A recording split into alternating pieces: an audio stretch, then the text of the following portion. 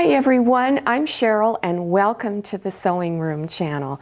And I'm going to demonstrate how to make this really pretty tissue box holder.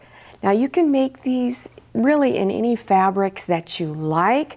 I decided that I wanted to make one for Christmas and I'm going to keep in my little powder room during the Christmas season. So let's get started. You can use fat quarters to do this project. You would need 2 fat quarters, or go through your scrap pile, look for pieces of fabric that are 14 inches square. So you need 2 of those. And then on the fabric that you want on the inside, we'll have lightweight interfacing. Any brand you want to use, no specific number, just a lightweight interfacing. You fuse it on the back of the fabric on the inside. The back means the not so pretty side. You put that side down. So now I'm looking at the pretty side of this fabric. Take the other fabric, pretty side, down. So place pins all around the edges. On one side, you're going to indicate an opening or leave an opening where you don't stitch over. So I will put 2 pins on one side, 1 pin on the other side of the opening. You always want to back stitch on both sides of the opening. So I'm going to start where the 1 pin is. Back stitch.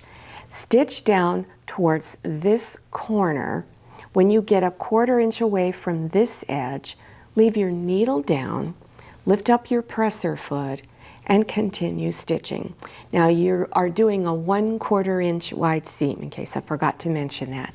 Then you continue stitching all around the 4 sides. When you come to the 2 pins, then of course you back stitch again. At all 4 corners, you want to trim some of the fabric off, down to about an 1/8 of an inch wide. Now go through your opening and begin to turn it front side out. Now you want to press it flat all the way around on the edges. Then while you're pressing, fold the opening edges inside a 1/4 inch, and you're going to press this also. Then put a few pins to hold it. Then you're going to stitch 1/8 of an inch from the edge all the way around all 4 sides. Have the fabric up that you want to show on the outside. So mine is up, and then fold it in half. So now you're looking at the fabric that's going to be on the inside. At each folded edge, you're going to place a pin to mark that center.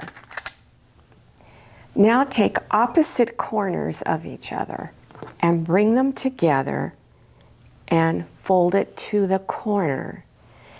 Then where your pin is, you're going to place the pin through all of the layers right where you marked it, and you do it on both sides.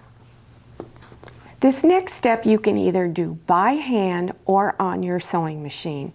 You want to do a little tack stitch right there where the needle is to hold both sections together. Or you can do it with your sewing machine by just doing 1 stitch forward, back up, do a stitch, and go back and forth several times. And you're doing it on the area where both pins are. Now you want to open this up and begin to turn this fabric here, the one that is my big print, and turn it to where it's on the outside. Now while you're doing it, you're going to try to give it that square shape. So you just keep working with it. Now these points here, all 4 points are going to be on or sticking up. Now this is the one that's all done that you saw at the beginning of the video, and this is what it should look on the inside, and this is what it looks like on the outside. So 2 sides have this little fold area right here. Here's the second side, has this little fold area. The other two sides are just plain. Then what I did was I folded the points over and put a clip to hold it. And you can either use needle and thread and sew your button on through all the layers if you like. Like I said, I have a problem with my hands, so what I did was use hot glue, a hot glue gun. I glued the point down first and then glued the buttons on afterwards. Well, I hope you enjoyed this tutorial. I really like how this turned out. This makes great gifts for any time of the year. Think about making one for Christmas or as Christmas gifts to your family and friends. Now, if you're interested in other beginners tutorial, I'm going to have links down below your YouTube screen in the description section. So you scroll down, click on the words Show More, and it will expand open. While you're down there, don't forget to follow me on Instagram and check out my Facebook page. Thank you so much for watching. I'll see you next time, and happy sewing!